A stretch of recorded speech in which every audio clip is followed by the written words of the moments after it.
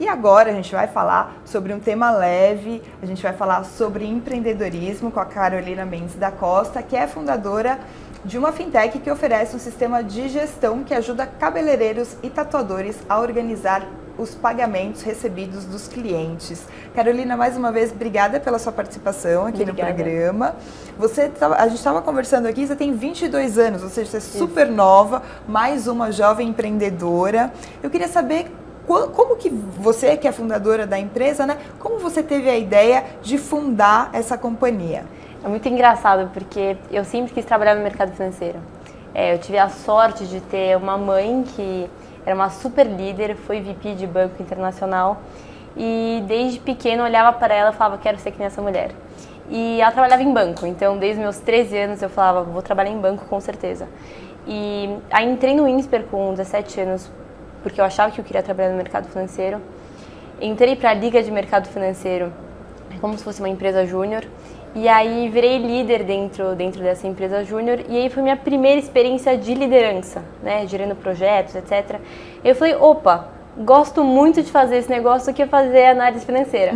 E aí foi aí que estavam surgindo algumas startups relevantes no Brasil e eu falei, opa, eu acho que aqui tem uma oportunidade. Eu nunca tinha entendido o que era empreendedorismo de fato, para mim era abrir uma padaria, etc. Eu não tinha tido esse contato durante a minha vida até então. E aí, basicamente, eu comecei a pensar em soluções em que eu conseguisse, enfim, desenvolver uma solução bacana. E aí eu comecei a ver um movimento muito interessante de mulheres entrando no mercado de trabalho, mas mesmo assim continuando a ser femininas, sendo mães, etc. E eu já tinha passado por aquela situação chata nessa empresa júnior, que estava sentado no meu lugar, precisava agendar ali um cabeleireiro, uma depilação, etc. E era super desagradável você ligar na frente de todo mundo. Então eu falei, vou criar um aplicativo de agendamento, pensando nesse fluxo de mulheres indo para o mercado de trabalho. Então a primeira ideia não foi nem um sistema de pagamentos, não. Foi um simples aplicativo. Exatamente. E aí, bom, nessa época eu não tinha dinheiro, não tinha experiência, não tinha nada, eu falei, vou pelo menos validar se essa ideia é boa. Coloquei meu All-Star e rodei por São Paulo, por salões de luxo, salões um pouco mais simples, para entender se essa questão do agendamento de fato era um problema.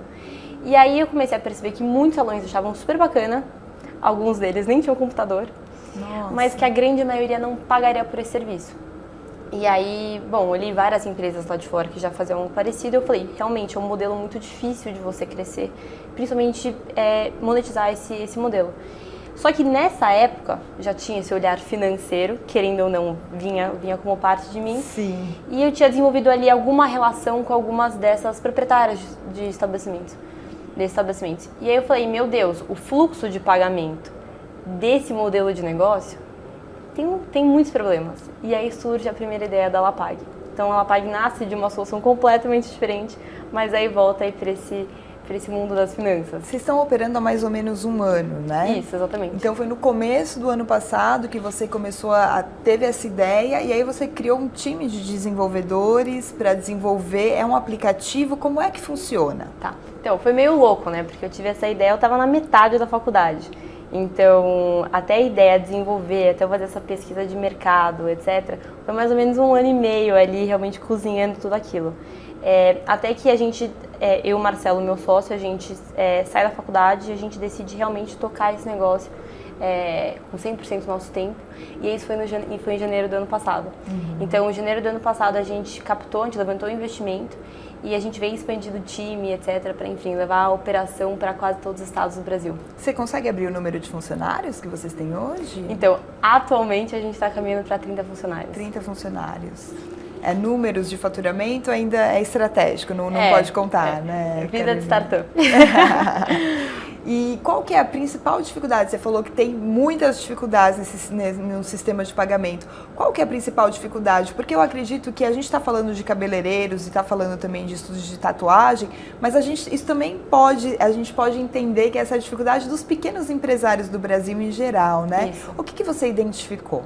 Então, basicamente, o que eu achei muito interessante ver nos pequenos empreendimentos no Brasil é que, normalmente, o proprietário, ele é peça-chave também na operação. Sim. Então, por exemplo, no caso de salões de beleza, a grande maioria de proprietários de salões de beleza no Brasil são cabeleireiras e tatuadores dentro do estúdio de tatuagens e barbearias da mesma forma. Então, a questão da gestão era uma coisa muito complexa. Porque eram pessoas que sabem muito bem atender os clientes e tem uma clientela fiel por causa disso. Mas quando você vai olhar os números e a gestão, realmente é uma coisa muito complexa. Uma gestão amadora, né? Completamente amadora. E aí, o que a gente identificou como um problema nesse mercado de beleza e estética é a questão realmente trabalhista entre os proprietários e os profissionais. Então, o que acontece?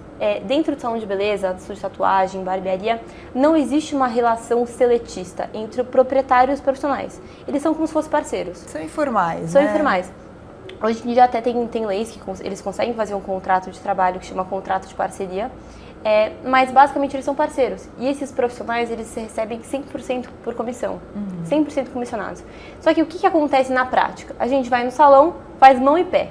Pronto, 2 profissionais, 2 comissões, 2 preços de serviços diferentes. Só que a gente paga no cartão de crédito uma vez só. Então o que acontece? Esse valor entra 100% para o dono, ele paga tributo por isso, ele tem uma relação que ele combina que vai depositar para os profissionais depois de 15 dias. Depois de 15 dias ele faz uma TED Doc. Só nessa operação que eu te falei, tem tributos excedentes, custo com antecipação, porque crédito cai depois de 30 dias, e custo com TED Doc. Então, assim, é super complexo. Então, foi aí quando eu entendi esse fluxo, eu falei, para tudo. Tá tudo errado. Tá tudo errado. Eu não vou dormir até eu resolver esse negócio. Então, basicamente, a maquininha da Lapag, ela automatiza esse fluxo. Então, a gente cadastra todos os profissionais, as contas bancárias, o CNPJ de cada um, ou o CPF, no caso, e a gente faz esse passo automaticamente. Então, com isso, a gente está levantando, em média, 20% dos lucros desses estabelecimentos. 20%? Porque tributação, custo com antecipação e TED Doc, quando você coloca numa calculadora... Na ponta do lápis ali. É um absurdo, é um absurdo. E aí por isso que a gente vem realmente atraindo muitos estabelecimentos pelo Brasil inteiro. Vocês estão presentes em 3 estados hoje? 3 estados. E aqui em São Paulo você falou de grandes salões, pequenos salões, enfim, não sei se você pode dar um exemplo aí de um grande salão que já adotou essa iniciativa? Tá. O que é muito legal a gente falar, tem uma barbearia super bacana, eu adoro o case deles, porque a gente basicamente cresceu juntos, que é o Hangar. O Hangar, eu pessoalmente fui lá vender para ele quando a gente estava bem no início, e o Hangar tinha de 2 a 3 cadeiras dentro do estabelecimento, então era bem apertadinho, super pequeno. E hoje em dia, por causa de toda essa lucratividade, essa margem que ele conseguiu realmente aproveitar, ele foi para um espaço muito maior, quadriplicou o faturamento e realmente é a maior barbearia do Brooklyn. Então, a gente está super animado de ter realmente causado esse crescimento. Mas a gente tem vários casos, como o Estúdio K, que é um salão em Moema, e que estava prestes a fechar. E aí, por causa da Lapag, conseguiu aproveitar mais margem e está abrindo a segunda unidade agora. Quanto você falou que é a economia? Então, em média, a gente colhe feedback dos estabelecimentos e a gente usa uma calculadora também para quantificar tudo isso. Mas em média está sendo 20%. 20%. Parece mentira, mas 20%. Bastante coisa, é muita né? coisa. E como que vocês são remunerados? Então, basicamente, a Lapag, além da maquininha, a gente também disponibiliza um sistema de gestão, que é justamente para aquela questão de ajudar os proprietários a gerirem o estabelecimento deles. Antes não existia esse pagar por sistema de gestão. Então, a grande maioria dos estabelecimentos, principalmente de beleza, não usam um sistema de gestão. Então, a gente falou, poxa, já que a gente vai resolver esse problema para eles, e é um problema generalizado, vamos também educar esses profissionais a gerir no estabelecimento deles. Então, além da maquininha, a gente também dá sistema de gestão. Atualmente, a gente ganha uma parcela das transações. Então, a gente não cobra nada pelo sistema, o sistema é gratuito, porque é justamente o nosso incentivo para eles começarem a gerir o negócio deles, mas aí a gente pega uma parcela bem pequena da transação desses estabelecimentos. Curiosidade, a Lapag já dá retorno? A Lapag não dá retorno ainda, então a gente está no começo da nossa operação. Então a gente ainda não dá retorno. Ainda não dá retorno, mas já atraiu bastante investimento, né? Você já falou mais de R$1 milhão? Isso, exatamente. E de onde que vieram esses investimentos? Foram fundos? Então, a gente recebeu um investimento de um fundo, mas o que é muito legal é que, basicamente, durante a faculdade, quando a gente surgiu, Lapag, etc., a gente tinha um mentor, que é o Renato Freitas, e ele fundou a 99 Táxi e a Yellow, os patinetes. E basicamente ele acompanhava a gente chamou ele para ser nosso mentor, e ele acompanhava ali a ideia sendo desenvolvida, o crescimento, os primeiros clientes, e ele quase que incentivou a gente realmente a captar investimento. Então ele foi nosso primeiro investidor, assim. E aí junto com isso depois a gente começou a pensar maior, hoje em dia a gente pensa gigante. E a gente captou com um fundo de investimento também super bacana que chama Canary. Ah, bacana. É um fundo americano? Tem sede nos Estados Unidos, mas é um fundo que fica aqui no Brasil. Ah, fica aqui. Bacana. E aí, é uma história bem sucedida de empreendimento, só de você conseguir aí, né, embora ainda não tenha, a empresa não tenha retorno, você conseguiu ajudar muitos negócios aí a melhorar a gestão, e isso deve, claro, esse percentual de 20% deve até aumentar aí, não sei. Se Deus quiser. Nos próximos meses. Mas eu acredito que esse caminho de empreender tenha tido alguns obstáculos. Queria que você contasse pra gente qual foi o maior obstáculo e o que você fez para superar isso, até para falar para as pessoas que estão nos assistindo, que querem montar um negócio. Como que foi isso para você? Tá. Então, bom, acho que o meu primeiro desafio, assim, eu acho que qualquer empreendedor vive isso, é a questão de começar, né? Então, para você começar qualquer coisa, desde abrir CNPJ, fazer design de logo, etc., tudo custa dinheiro. E aí, no início, eu não tinha meus fundos, eu não tive coragem de pedir dinheiro para meus pais, para amigos, etc. Então, meu primeiro grande desafio foi, como é que eu junto um dinheiro que seja o mínimo possível para desenvolver um protótipo para ter meus primeiros clientes? E aí isso foi um grande desafio, porque na época eu estava no INSPER, meus primeiros anos de INSPER, eu não podia trabalhar. Mas aí eu tive uma ideia. Eu sempre fui de fazer brigadeiro, assim, para amigas, para família, etc. E costumava receber um elogio ou outro ali dos meus brigadeiros. Então eu falei, bom, estava chegando a época de provas na faculdade, vou fazer uns brigadeiros e vou vender na faculdade. Então esse foi o meu primeiro desafio. Foi muito legal, porque brigadeiro hoje em dia você compra em qualquer esquina por R$1, R$2, né? Eu falei, bom, vamos fazer um negócio diferente. Comprei uns potinhos de plástico, coloquei o brigadeiro, coloquei umas bolachinhas, dei uma gourmetizada, fiz logo, coloquei uma colherzinha dourada e saí vendendo na faculdade. Então o brigadeiro ali que custaria R$1, R$2, eu vendi o potinho pequeno por 5 e o potinho grande por 10. Então já me deu ali também uma margem para eu acumular esse investimento inicial. E foi muito legal, porque eu acho que quando você começa um negócio, você está constantemente vendendo o seu sonho, vendendo a ideia, vendendo uma parte da empresa para o investidor, vendendo para clientes. Então, vendas é um desafio muito grande quando você está empreendendo. E o que foi legal dessa história dos brigadeiros é que eu tive que vender para meus professores, né? Eu tive que vender para amigos, etc. Então, me ajudou aí nesse início ter esse desafio de vendas. Mas o interessante é que quando você começa a empreender, a primeira vez de tudo parece impossível. Então, abrir CNPJ parece impossível, aí você vai lá e se abre.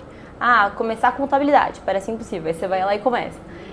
Fazer obra no primeiro escritório, tudo vai parecendo impossível, até o momento que você olha para trás e fala, poxa, quantas conquistas eu já consegui. Então, hoje em dia me perguntam assim, Carol, você acha que vocês vão ser um unicórnio? Eu falo, claro. Isso é impossível? Claro que não é impossível. Então, depois você vai ganhando quase que, tipo, uma unicórnio é uma empresa, uma startup, uma fintech que recebe no mínimo... Isso, que vale mais de R$1 milhão, na verdade. Que vale mais de R$1 milhão de reais. Isso, exatamente. E aí, então, uma coisa que a gente tem muito, muito forte na Lapag hoje é que a gente comemora tudo. Então, até hoje, assim, alguém fez uma venda, a gente bate na mesa. Então, o meu conselho para empreendedores ou pessoas que querem começar, ou até pessoas que já estão empreendendo ou que são donos de negócio, toda vez que uma coisa parecer impossível, assim, depois de você conquistá-la, comemore muito. Porque é quase que você vai dando uma informação para o seu psicológico de, poxa, consegui. Então você vai criando quase que uma mentalidade de quero mais conquistas, sabe? Então isso na empresa hoje é muito forte, assim. E você como mulher, uma empreendedora, a gente tem visto aí números crescentes de mulheres empreendedoras no Brasil. Você teve alguma dificuldade a mais ou o fato de ser mulher te ajudou em algum momento? Como que é essa questão de gênero dentro do empreendedorismo? Como que você vê isso? Eu adoro essa pergunta, porque muitas amigas me fazem e etc. Acho que a primeira coisa, assim, eu tive muita sorte de ter minha mãe, assim, que... me foi um exemplo de liderança desde pequena, e eu sempre vi ela como uma mulher muito forte, muito bonita, muito mãezona, tudo ao mesmo tempo. Então eu sempre achei que tudo isso era possível. Então para mim não é bizarro ser uma mulher de sucesso. Mas basicamente começando, quando você tem que se vender, quando você tem que falar com investidores, normalmente são mais homens, etc. Eu vejo muitas mulheres tendo medo, mas para mim eu acho que foi mais fácil.